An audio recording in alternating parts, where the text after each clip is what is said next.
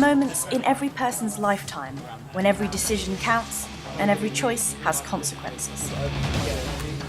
At St George's, there's a unit dedicated to helping teams work together to make the right choices every time.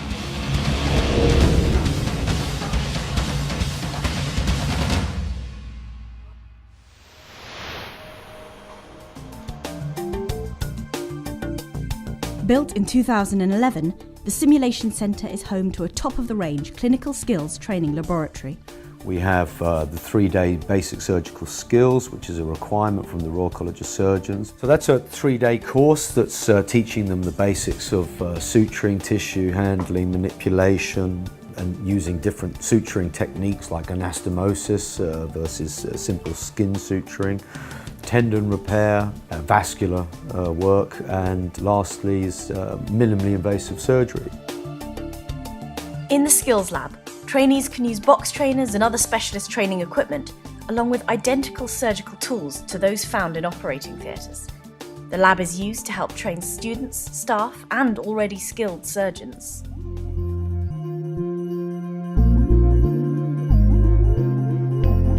Mobile simulation allows the team to take their simulation and filming equipment into the actual clinical environment. One of the problems we often have with intensive care patients is the transfer of patients from an intensive care unit to somewhere else.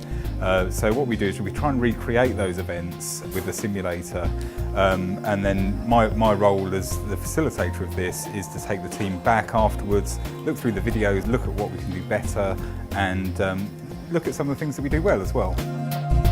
They're using the same equipment they'd use on a real patient. They have the same policies that they have to adhere to, and therefore the human behaviour is more likely to be what would happen on a day-to-day basis.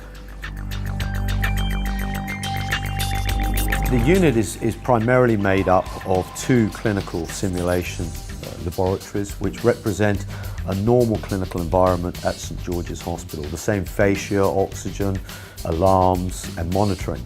We now have 2 high-fidelity simulation suites to run 2 clinical environments at once with 2 separate medical and nursing teams who are required to collaborate, communicate across and share resources, etc. So we're able to do that with our new design and the way that it's been designed, that our control room runs across both of these clinical laboratories, allowing us to keep an eye on the learning objectives individually as well as the team learning objectives. In the control room, Nick and his colleagues can control every element of a scenario and observe team reactions to an emergency. Even those not directly involved can watch and learn from the experience. It's blood pressure. Stop.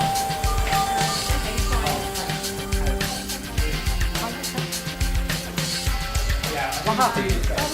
Oh, okay. Has it got a pulse? No. Have you checked the pulse?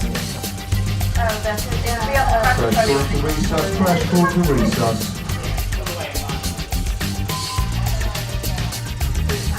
We're going to stop there. Well done. Well done.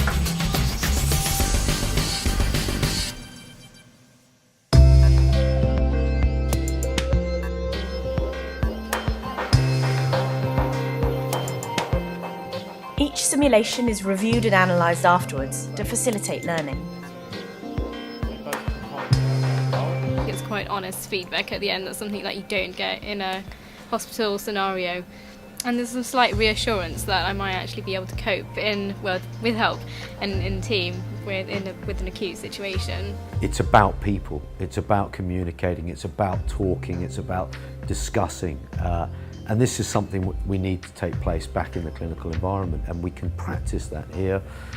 It's a safe environment. This is the place to make any mistakes and to discuss why is it that I'm making the mistakes. So it's about people seeking feedback, defining what that standard is, and receiving feedback and being open to that.